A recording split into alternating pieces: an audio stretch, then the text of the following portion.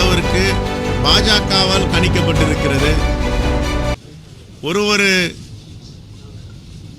தேர்தல் கட்டத்திலும் பாஜகவுடைய தலைவருடைய உரை நாளுக்கு நாள் மாறுபடுவதை நாம் காண்கிறோம். இப்பொழுது உச்சபட்சமாக ஆட்சி அமைக்க முடியாது என்று தெரிந்தவுடன் நரேந்திர மோடி அவர்களும் அவருடைய அமைச்சரவை சகாக்களும் தலைவர்களும் மீண்டும் அதிதீவிர வெறுப்பு அரசியலை செய்ய ஆரம்பித்து விட்டார்கள். புல்டோசர் கதையை பேசுகிறார். அன்பால் போதித்த மகாத்மா காந்தியடிகள் இந்திய அரசியலமைப்பு சட்டம் எப்படி இருக்க வேண்டும் என்று விரும்பிய ஜவஹர்லால் நேரு அவர்கள் இருந்த இந்த நாட்டில் பிரதமராக இருந்து கொண்டு மோடி அவர்கள் முன்னுக்கு பின் முரணாக பேசுவதும் நம்முடைய அரசியலமைப்பு சட்டமாகட்டும், இந்திய மக்கள் பிரதிநிதி தத்துவ சட்டம் 151 ஆகட்டும்,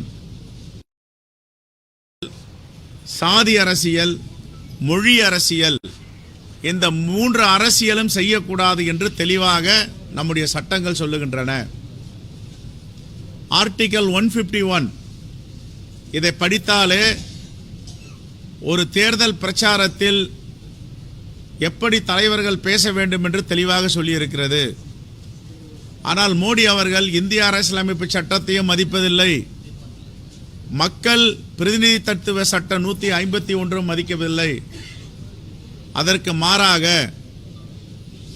தோல்வி அடைய போகிறோம் என்பதை உணர்ந்து உறுதி செய்து இப்பொழுது கலவர அரசியலில் ஈடுபட்டு வருகிறார்கள். தேர்தல் ஆணையம் இதையெல்லாம் ஏன் வேடிக்கை பார்க்கிறது? தேர்தல் ஆணையம் நியாயமாக தேர்தல் நடத்த வேண்டும். அரசியலமைப்பு சட்டத்தையும் ஜனநாயகத்தையும் பாதுகாப்பதுதான் தேர்தல் ஆணையம்.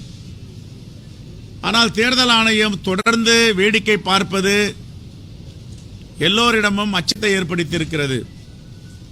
ஆகவே தேர்தல் ஆணையம் யார் வெறுப்பு அரசியல் பேசினாலும், கலவரத்தை தூண்டும் விதமாக பேசினாலும், சாதி மத மொழியை கையில் எடுத்து பேசினாலும் அந்த தலைவர்களை பிரச்சாரத்திற்கு தடை செய்ய வேண்டும் என்று காங்கிரஸ் கமிட்டி சார்பாக கேட்டுக்கொள்கிறோம்.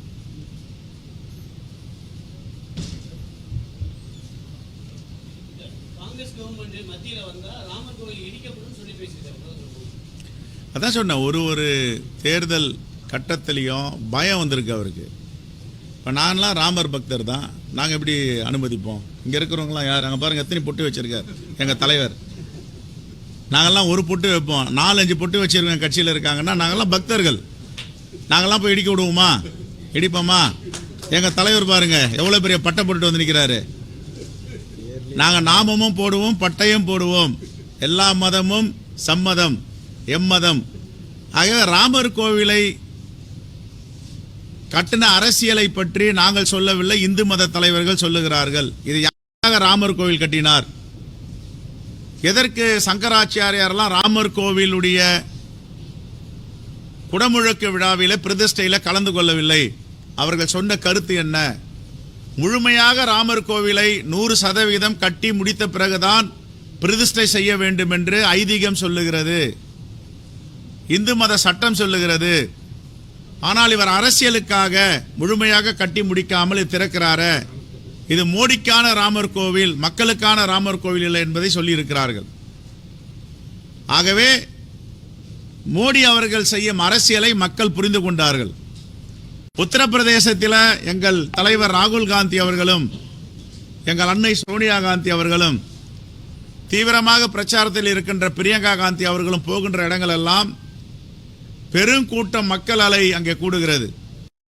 இப்படிப்பட்ட மலிவான அரசு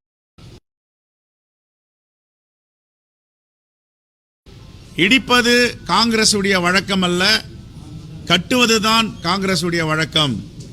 இந்திய தேசத்தை கட்டமைத்திருக்கிறோம், பல பொற்கோவில்களை உருவாக்கி இருக்கிறோம். ஆனால் காங்கிரஸ் செய்த கட்டமைப்பை தகர்ப்பதும் இடிப்பதும் பாஜகவுடைய வேலை. நாங்கள் இடிப்பவர்களை கட்டுபவர்கள். இதுதான் பாஜக அவருக்கு சொல்கின்ற செய்தி.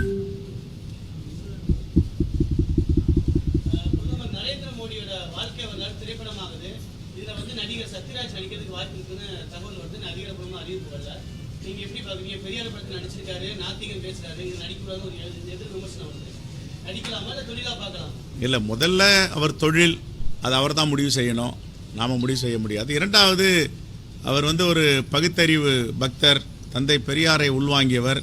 இப்படிப்பட்ட பாசிசர்களுடைய ரோல்ல நடிக்கலாம். அவர் எப்படி நடிக்கணும்னா, உண்மையான முகமூடியை, மோடியுடைய முகமூடியை கைட்டி விட்டு உண்மையான மோடியா நடிக்கணும்.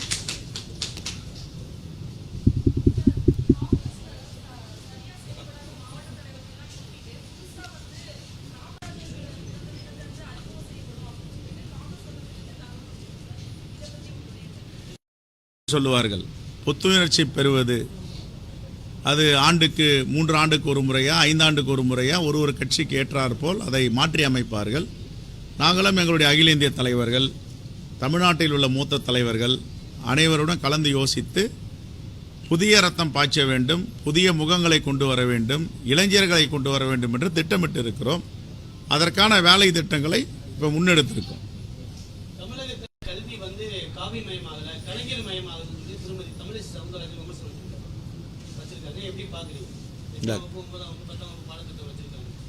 கல்விக்கண் திறந்த பெருந்தலைவர் காமராஜர். கல்வின்னா பெருந்தலைவர் காமராஜர் தான். முதன்மையாக கல்வியை எங்களை போன்றவர்கள்லாம் இன்னைக்கு சாதாரண மக்கள்லாம் படித்து இன்னைக்கு உட்காந்துருக்கோம்னா அதுக்கு பெருந்தலைவர் காமராஜர் தான் முன்னுதாரணம். பெருந்தலைவர் காமராஜரை பள்ளி கல்வி கொண்டு வந்ததை உயர்கல்வியில் முத்தமிழறிஞர் கலைஞர் அவர்கள் வலிமைப்படுத்தினார். ஆனால் இதை இவங்க தான் பேசுறதுக்கு தகுதி இருக்கு. பாஜகவை சேர்ந்தவர்கள் கல்வியை பற்றி பேசுவதற்கு எந்த தகுதியும் கிடையாது. குலத்தொழிலை செய்யுங்கள் என்று இன்று வரை மோடி சொல்லிக் கொண்டிருக்கிறார். அதுதான் புதிய கல்வி கொள்கை திட்டம். புதிய கல்வி கொள்கை திட்டத்தை நாங்கள் ஏன் எதிர்க்கிறோம்? முடிவெற்றுவருக்கு கல்வி சொல்லிக் கொடுப்பாங்க, நீங்கள் எப்படி முடிவெட்டணும்ட்டு. செருப்பு தைக்கிறவங்களுக்கு நீ எப்படி செருப்பு தைக்கணும்னு புதிய கல்வி கொள்கை சொல்லிக் கொடுக்கும். இதையெல்லாம் தூக்கி எறிந்து புதிய பரிணாம வளர்ச்சி இந்த தேசத்தில் இருக்க வேண்டும், சமூக நீதியை நிலைநிறுத்த வேண்டும் தான் பெருந்தலைவர் காமராஜர், முத்தமிழறிஞர் கலைஞர்லாம் பாடுபட்டிருக்காங்க.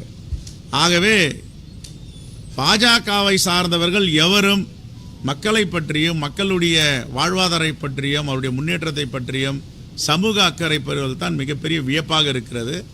10 ஆண்டுகளாக ஆட்சியில் இருந்தார்கள். அவர்கள் என்ன செய்தார்கள் என்று அவர்களுக்கே தெரியும். கலவரம், சாதி கலவரம், மொழி கலவரம், இனக்கலவரம், ஆலய வழிபாடுகளில் பிரச்சனை, சங்கராச்சாரியார்களை முகசுளிக்கும் அளவிற்கு இந்து மதத்திற்கு எதிராக செயல்பட்டது. பழனிவேல் ராஜனுடைய குடும்பத்தை சார்ந்தவர் மதுரை மீனாட்சி அம்மன் திருக்கோவிலில் அறங்காவலராக இருக்கிறார். அவர் கணவனை இழந்தவர் என்பதற்காக அவர் பிரதிஷ்டை செய்யக்கூடாது, முக்கியமான பணிகளை ஆலயத்தில் செய்யக்கூடாது எதிர்த்தவர்கள் பாஜகக்காரர்கள். அப்ப பெண்களுக்கும் எதிரானவர்கள் இவர்கள்லாம் போயிட்டு மாங்கல்ய சூத்திரத்தை பத்தி பேசுறாங்க. ரைட்.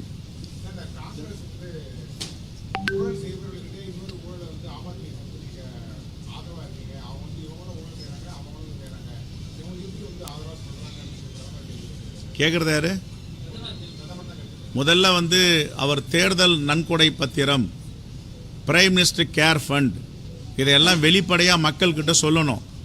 நீங்கள் எல்லாம் கொடுத்த பணம் பாரத பிரதமருடைய வைப்பு நிதியில் இவ்வளோ பணம் இருக்குது, நன்கொடை தொழிலதிபர்கள் தொழிற்சாலை நடத்துபவர்கள் கொடுத்துருக்காங்க, அதெல்லாம் வெளிப்படையாக சொல்லியிருந்தாருன்னா இவர் அரவிந்த் கெஜ்ரிவாலை பற்றி பேசலாம். அரவிந்த் கெஜ்ரிவாலை பற்றி உச்சநீதிமன்றம் தெளிவாக அவரை நிபந்தனை பிணையில் விடும் பொழுது சொல்லியிருக்கிறது, குற்றம் நிரூபிக்கப்படவில்லை, எவ்வளவு காலமாக இதை விசாரித்து கொண்டிருந்தீர்கள், யார் யாருக்கு பணம் கொடுத்தார், மணிஷ் சிசோடியா விஷயத்திலையும் இன்னும் தெளிவான அறிக்கை கொடுக்கல. ஏற்கனவே ஜெயின்னு ஒருத்தரை கைது பண்ணியிருக்கீங்க, அதுலேயும் தெளிவான அறிக்கை கொடுக்கல. இன்னும் அரவிந்த் கெஜ்ரிவாலை ஒரு முதலமைச்சரை சிறைப்படுத்தி கனெக்டிவிட்டி எங்கே பணம் வந்துச்சு, எங்கே பணம் போச்சு, எங்கே ஊழல் நடந்ததுன்னு இது வரைக்கும் தெளிவாக சொல்லலை.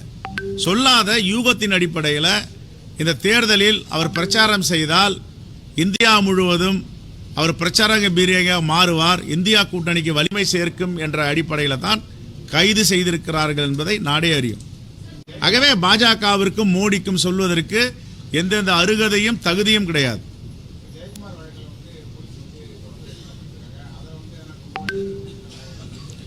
இல்லை, நாங்கள் கூட நேற்றுக்கு காவல்துறை கண்காணிப்பிட்ட பேசணும். 10 படைக்கு மேலே இன்னும் நிறைய படைகள் அமைச்சு நாங்கள் விசாரிச்சுட்டு இருக்கோம். சயின்டிஃபிக் இன்வெஸ்டிகேஷன் பண்ணிட்டு இருக்காங்க. நாங்கள் ஏற்கனவே சொன்னது போல தான் நியாயமாக உண்மையானவர்களை கண்டுபிடித்து சட்டத்தின் முன் நிறுத்த வேண்டும், அவசர கதியில் எதுவும் செய்ய வேண்டாம் என்று நாங்களே சொல்லியிருக்கிறோம். விசாரித்து கொண்டு இருக்கிறார்கள். அவர்கள் முழுமையாக விசாரிக்க முடியவில்லை, இன்னும் தாமதம் ஏற்படுகிறது என்றால் எங்களுடைய தலைமையை அணுகி ஆலோசனை பெற்று மாற்று நடவடிக்கை வேறு விசாரணையை செய்யலாமா என்பதை நாங்கள் யோசிப்போம்.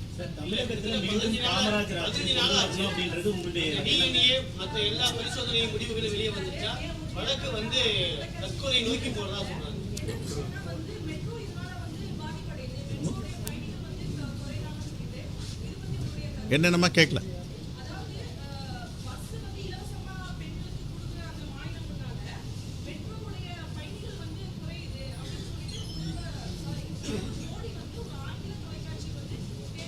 இதுலேருந்து தெரிதெல்லாம் முற்போக்குக்கும் பிற்போக்குக்கும் என்ன வித்தியாசம்? மோடி பிற்போக்குவாதி, பாஜக பிற்போக்குவாதிகள். குறிப்பாக பெண்களுக்கு எதிரானவர்கள் மோடியுடைய ஆட்சியும் மோடியும் பாஜகன்றது அவருடைய பேச்சிலேயே தெரியுது. இன்னைக்கு உலக நாடுகளை பற்றி அரசியல் பேசுகிறார். 2014 தேர்தல் என்ன சொன்னார்? பொருளாதாரத்தையும் நம்முடைய கட்டமைப்பையும் வல்லரசு நாடுகளுக்கு இணையாக கொண்டு செல்லுவனார். இன்னைக்கு ஐரோப்பாவிலலாம் 60 வயதை கடந்தவர்களுக்கு இலவச பேருந்து, இலவச எம்ஆர்டி ட்ரெயின் எல்லாருக்கும் கார்டு கொடுக்குறாங்க. அதுமாரி மோடியால் இங்கே இந்தியாவில் ஏன் கொடுக்க முடியல? ஒன்று. இரண்டாவது, ஒரு மிகப்பெரிய முற்போக்கு திட்டம் இது, பெண்களுக்கான திட்டம், விடியல் பயணம்ன்றது, உரிமை பயணம்ன்றது. இதை போய் குறை சொல்லுகிறார் என்றால் இவர் எப்படி பெண்ணடிமையை படித்து வைத்திருந்தார்களோ அந்த காலத்தில் அது மாதிரி இன்னும் நீங்கள் எப்படித்தான் இருக்கணும் என்பதை சுட்டி காட்டி இருக்கிறார். இதுதான் மோடியுடைய பேச்சு, இதுதான் ஆர்எஸ்எஸ் உடைய சித்தாந்தம். பெண்களுக்கு சம உரிமை, சுய உரிமை கிடைக்கக்கூடாது. இதுதான் ஆர்எஸ்எஸ் உடைய எழுத்துக்கள்லாம் சொல்லும். ஆகவே அவர் ஆர்எஸ்எஸ் உடைய தொண்டர், ஆர்எஸ்எஸ் மாதிரி தான் பேசுவார். பிரதமராக பேச மாட்டார், தலைவராக பேச மாட்டார். இன்னும் எங்களுக்கு இன்னொரு வேண்டுகோள், மெட்ரோவிலையும் பெண்களுக்கு இலவசமாக கொடுக்கணும். மெட்ரோவிலையும் பெண்களுக்கு இலவசமாக கொடுக்கணும். இந்த தேசத்துடைய கட்டமைப்பு நாங்கள்லாம் உட்காந்துறோம். எங்கள் தாய் எங்களை எலும்பும் சதமும் கொடுத்து இங்கே ஒரு மனிதனாக எங்களை உருவாக்கியவர் நாங்கள் உட்காந்துருக்கோம். அவங்கள தானே போட்டுருணும், அவங்கள தானே தலையில் தூக்கி வச்சிருக்கணும். நாம தெய்வத்திற்கு இணையானவர்கள் சொன்னால் போதுமா? செயலில் காட்டினல மோடி அவர்களுக்கு என்னுடைய வேண்டுகோள் என்னன்னா, நீங்கள் இன்னும் ஒரு 10-15 நாள் இருக்க போகிறீங்க, 4ஆம் தேதி வரைக்கும். 4ஆம் தேதி வரைக்குமாவது ஒரு உங்கள் அரசு பெண்களுக்கு மெட்ரோவில் இலவசம்னு சொல்லுங்க பார்ப்போம்.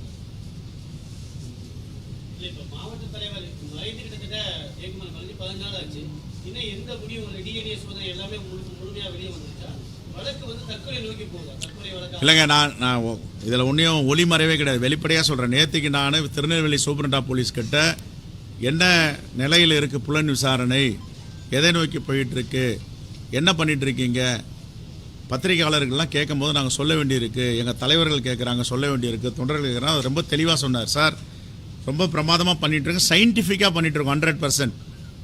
1 or 2 டேஸில் ஒரு கட்டத்தை எட்டுவோம்னு நினைக்கிறோன்னார். இன்னும் ஒரு வார்த்தை மேலே சொன்னோம், உங்களுக்கு ஏதாவது சப்போர்ட் வேணும்னா நாங்கள் முதலமைச்சர்கிட்ட சொல்லி வாங்கி தரோம், இல்லைன்னா சிபிசிஐடிக்கு மாற்றுவதற்கு நாங்கள் சொல்லட்டுமா சொல்லுங்கன்னு. தேவை இருக்காது சார், நாங்கள் கண்டுபிடிச்சிருவோன்றாங்க. அவங்க கண்டுபிடிக்கும் போது மேல் விசாரணை தேவையில்லை நாங்கள் கருதுகிறோம்.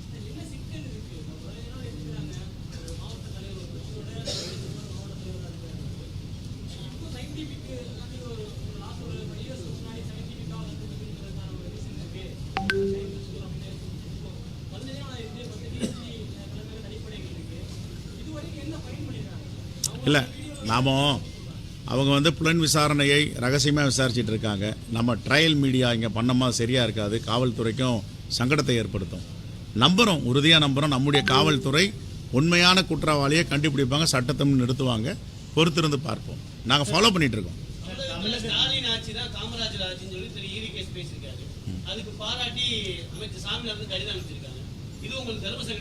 ஒரு தர்ம சங்கடமும் இல்லையே. எங்கெல்லாம் நல்லாட்சி நடக்குதோ அது காமராஜர் ஆட்சி தான். அதில் நம்ம பெருந்தலைவர் காமராஜர் ஆட்சி தான் இருங்க. ஏங்க பெருந்தலைவர் காமராஜர் ஆட்சின்னு சொன்னவர் தான் முத்தமிழ் கலைஞர். நாங்கள் 2006 சட்டமன்றத்தில் இருக்கும் போது எங்களுடைய ஆட்சியும் பெருந்தலைவர் காமராஜர் ஆட்சின்னு சொன்னார். அதே மாதிரி இவருடைய ஆட்சியும் பெருந்தலைவர் காமராஜர் ஆட்சி இருக்குன்னா மகிழ்ச்சி அடைய வேண்டியதானே, பெருமை அடைய வேண்டியதானே, அதெல்லாம் மாற்றுக்கு எடுத்திருக்கு.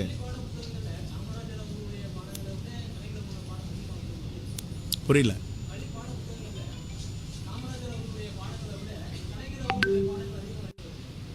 இந்த தேசத்துடைய மக்கள் மனதையெல்லாம் பாடங்களாக படமாகவும் பெருந்தலைவர் காமராஜர் என்றென்றும் இருப்பார். இன்னைக்கு ஒரே ஒரு செய்தி தான், அதிமுகவுடைய தலைவர்களை திமுக கொண்டாட மாட்டாங்க, திமுகவுடைய தலைவர்களை அதிமுக கொண்டாட மாட்டாங்க. ஆனால் பெருந்தலைவர் காமராஜரை யார் கொல்ல வேண்டும் நினைத்தார்களோ, தீ வைத்து கொளுத்த வேண்டும் நினைத்தார்களோ, காமராஜருடைய சித்தாந்தத்துக்கு எதிராக நடந்தவங்க அவங்கெல்லாம் இன்றைக்கி பெருந்தலைவர் காமராஜருடைய பிறந்த நாளை கொண்டாடுகிறார்கள். அது பாஜக ஆகட்டும் ஆர்எஸ்எஸ்ன்னா அவர் பெருந்தலைவராக வானூரை உயர்ந்து நிற்கிறார் வரலாற்றில். ஆகையால் அவருடைய பெருமையை யாரும் மறைக்க முடியாது.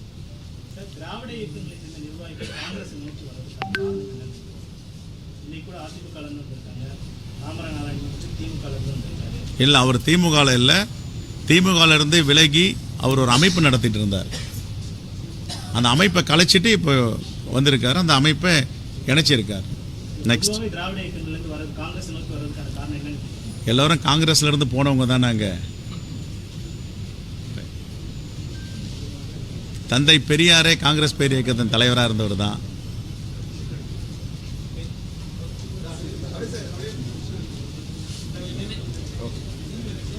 என்ன ரைட்.